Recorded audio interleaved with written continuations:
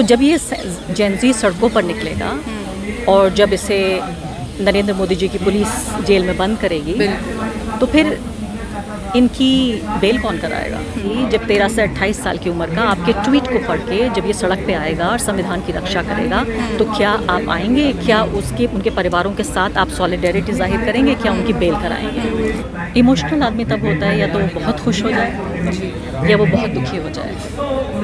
मेरे जैसे पत्रकार जिसने न सिर्फ की पॉलिटिकल कॉन्फ्लिक्ट कवर किया है, मैंने युद्ध भी कवर किए हैं। मैं इराक़, अफ़गानिस्तान जा चुकी हूँ, फ़िलिस्तीन जा चुकी हूँ। मैंने बहुत नाइंसाफ़ियाँ देखी हैं, मैंने वायलेंस देखा है, मैंने गैर बराबरी देखी है, सही भी है। मैं एक ऐसे व्यक्ति के तौर पे जानी जाती हूँ कि ऐसा बहुत कम होता है, शायद साल में एक बार भी ऐसा नहीं होता कि मेरा एक आंसू निकलता हो। मैं कहती हूँ मैं थिक स्किन हूँ और मेरा ऐसा कोई इरादा नहीं था कि मैं यहाँ आके भावुक हो जाऊँ। लेकिन एक पत्रकार और एक ऐसे शहरी, एक ऐसे नागरिक के तौर पर जो भारत के संविधान में और भारत के सिस्टम में अभी भी विश्वास रखता है, मुझे बहुत निराशा है। मुझे निराशा है हमारे जजों से, हमारी अदालतों से, हमारे वकीलों से, हमारी मीडिया से, हमारे विपक्ष से। किसी भी इज़्ज़तदार देश में, किसी भी इज़्ज़तदार समाज में, किसी भी एक ढंग के लोकतंत्र में, दुनिया का सबसे बड़ा लोकतंत्र नहीं, छोटा मोटा लोकतंत्र में भी यहाँ कम से कम 1 दर्जन विपक्ष के नेता होने चाहिए। ये लोग जो लड़े, इन लोगों ने जो प्रोटेस्ट मूवमेंट किया 2019 में, शाहीन बाग की औरतें, उनके साथ जो तमाम लोग एक्टिविस्ट शामिल थे, वो किसके लिए लड़ रहे थे? वो अपने लिए लड़ रहे थे या अपने देश के लिए लड़ रहे थे? उस देश में सिर्फ वो रहते हैं या आप भी रहती हैं या मैं भी रहती हूँ? तो वो जो लड़ाई लड़ रहे थे वो मेरी भी लड़ाई थी। वो सिर्फ अपनी नागरिकता के अधिकार के लिए नहीं लड़ रहे थे, वो मेरी नागरिकता के अधिकार के लिए भी लड़ रहे थे, मेरे परिवार के लिए भी लड़ रहे थे, वो देश के संविधान के लिए लड़ रहे थे, लोकतंत्र के लिए लड़ रहे थे और इस देश के विपक्ष के लिए भी लड़ रहे थे। आज मेरी शिकायत ये है कि क्यों इस मीटिंग में क्यों यहाँ पर 2-4 लोग नज़र आ रहे हैं? इसमें इतनी जगह होनी चाहिए थी कि इतना खचाखच भर जाना चाहिए था कि आपको पैर रखने की जगह नहीं मिलती। अब आपने विपक्ष का जिक्र किया है, तो विपक्ष ने एक ज़िम्मा इस देश में जेन ज़ीज़ को दिया है। राहुल गांधी ने बात की है, संविधान को बचाने का ज़िम्मा अब उनके सर डाल दिया है उन्होंने। लगातार एक के बाद एक वो ज्ञानेश कुमार पर, इलेक्शन कमीशन ऑफ इंडिया पर इल्ज़ाम लगा रहे हैं। उस पर भी सुप्रीम कोर्ट का हमने जो रवैया देखा है और जिस तरीके का उस पर जजमेंट आया है, वो भी एक सवालिया निशान है अपने आप में। तो अब ये जो उम्मीद, जहां हम जिक्र कर रहे हैं तमाम युवा जो जेलों के पीछे बंद हैं, इस वक्त उनका ट्रायल नहीं शुरू हुआ है, ऐसे में जो जेनज़ीज़ अभी हैं, जिन पर राहुल गांधी उम्मीद टिकाकर बैठे हैं, उनसे आपको कितनी उम्मीदें हैं? मैं बहुत अच्छी बात है राहुल गांधी ने कहा इस बात को और मैंने इसकी बड़ी तारीफ़ भी की, लेकिन मैं राहुल गांधी और पूरे विपक्ष से सवाल ये पूछना चाहती हूँ कि जब ये जेन-ज़ी सड़क पर उतरेगा संविधान को बचाने के लिए, और क्या तरीका हो सकता है? क्या घर में सेल्फी ट्वीट करेगा या एक इंस्टाग्राम की पोस्ट करेगा? जो संसद की लड़ाई है वो तो सड़क से ही होती है। तो जब ये जेन-ज़ी सड़कों पर निकलेगा और जब इसे नरेंद्र मोदी जी की पुलिस जेल में बंद करेगी, तो फिर इनकी बेल कौन कराएगा? क्या जिस जेन-ज़ी को वो ये जिम्मेदारी दे रहे हैं कि संविधान की रक्षा करो, वो जेन-ज़ी, ये वही लोग हैं 2019 में ये जेन-ज़ी थे। जेन-ज़ी हम कहते हैं 13 से 28 साल की उम्र के लोग। ये एग्जैक्टली वही एज ग्रुप है जो 13 से 28 साल के था। भारत का जेन-ज़ी, नेपाल का जेन-ज़ी आज उतरा है सड़क पर, भारत का जेन-ज़ी 2019 में उतरा था। तो मैं सिर्फ उनसे एक मासूम सा सवाल करना चाहती हूँ कि जब ये जेन-ज़ी, दूसरा जेन-ज़ी, ये तो एक तो जेल में चला गया, दूसरा जेन-ज़ी जब 13 से 28 साल की उम्र का आपके ट्वीट को पढ़ के जब ये सड़क पर आएगा और संविधान की रक्षा करेगा, तो क्या आप आएंगे? क्या उनके परिवारों के साथ आप सॉलिडेरिटी जाहिर करेंगे? क्या उनकी बेल कराएंगे? आपकी बातों से साफ जाहिर है कि आप सरकार से ज़्यादा विपक्ष से नाखुश हैं, जो इस वक्त भी, अगर आप बात कर रही हैं उमर खालिद की, तमाम लोगों की, उनके लिए भी अगर वो अपनी बात नहीं रखते हैं, आज यहाँ नहीं पहुँचे हैं। नहीं, देखिए, आप कह रहे हैं कि मैं खफा हूँ, मैं नाउमीद हूँ, और नाउमीदी कैसे होती है? नाउमीदी वहाँ होती है जहाँ उम्मीद होती है। इस सरकार से चूँकि मुझे कोई उम्मीद ही नहीं है, इसलिए मैं कोई उम्मीद उनके कंधों पे रख ही नहीं रही। मुझे उम्मीद इस देश की सिविल सोसाइटी से है, मुझे उम्मीद इस देश की मीडिया से है, मुझे उम्मीद इस देश के विपक्ष से है, और मैं नाउमीदी इन लोगों से जाहिर कर रही हूँ क्योंकि सबसे पहले मैंने इनके ऊपर उम्मीद जाहिर की।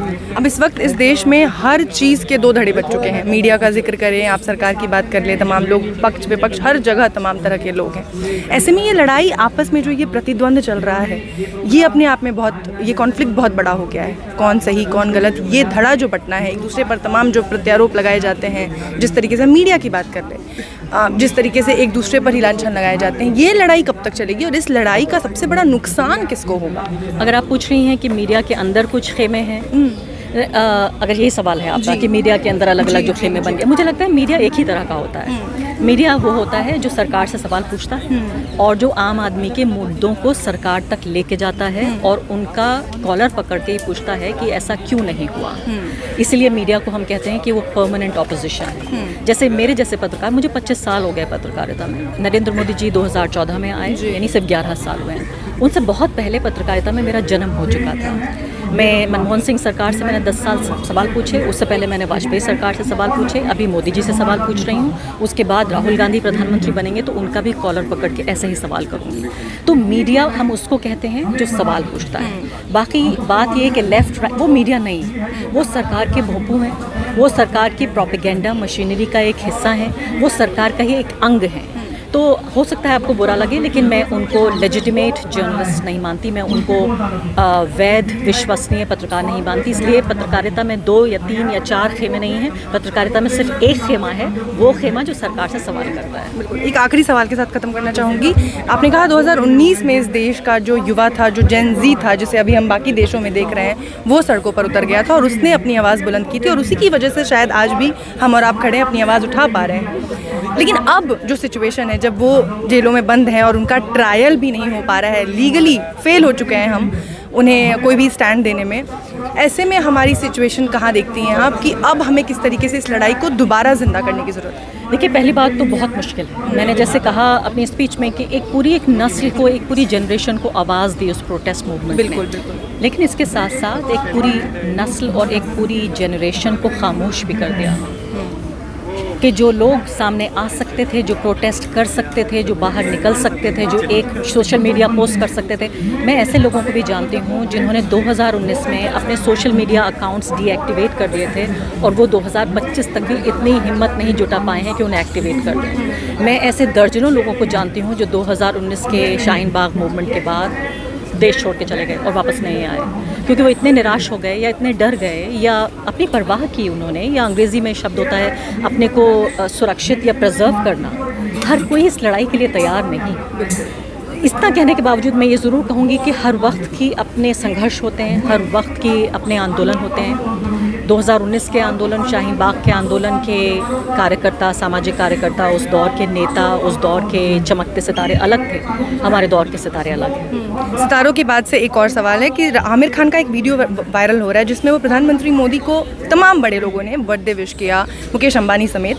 लेकिन उनका एक पुराना वीडियो वायरल हो रहा है जिसमें वो बाकायदा सवाल कर रहे हैं, है ना, कि सवाल ये कि गुजरात में जो कुछ हुआ वहाँ आप किसी की कास्ट देखकर उससे बात नहीं कर सकते, किसी का रिलीजन देखकर उसके बारे में नहीं, वो इंडियंस थे, वो तमाम इंडियंस थे। ये सवाल अब क्यों नहीं निकलता ऐसे लोगों से जो इन्फ्लुएंसर्स हैं, जिनको लोग जानते हैं, जिनकी आवाज़, जिनकी कला से तमाम लोग प्रभावित होते हैं? अब वो लोगों की आवाज़ कहाँ गई? पहली बात तो मैं बहुत प्रभावित हूँ उस शख्स से जिन्होंने आमिर खान की स्क्रिप्ट लिखी उस बर्थडे विश की, क्योंकि आमिर खान इतनी हिंदी नहीं बोल सकते।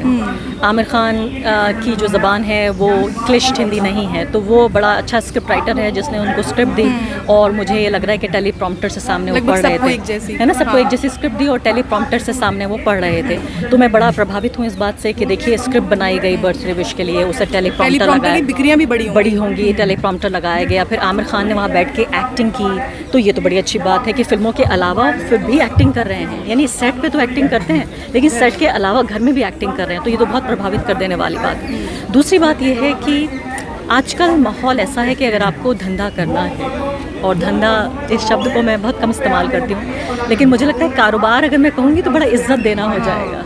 तो अगर आपको धंधा करना है, और ये गुजराती ज़बान है धंधा, है ना, तो आपको धंधा करना है तो आपको ये सब करना पड़ेगा। ये आपके दर्शक भी जानते हैं, आप भी जानती हैं, और जिन लोगों को आप पत्रकार कह रही थी उनमें बहुत सारे ऐसे लोग हैं जिन एंकरों और रिपोर्टरों के साथ जो एडिटर्स बन के बैठे हैं अभी, उनके साथ मैंने काम किया है। बड़े भले लोग होते थे, वो न्यायप्रिय लोग होते थे, वो बड़े प्रगतिशील लोग होते थे, लेकिन उनको ये पता चल गया कि अगर धंधा करना है तो हमें ये सब बोलना पड़ेगा।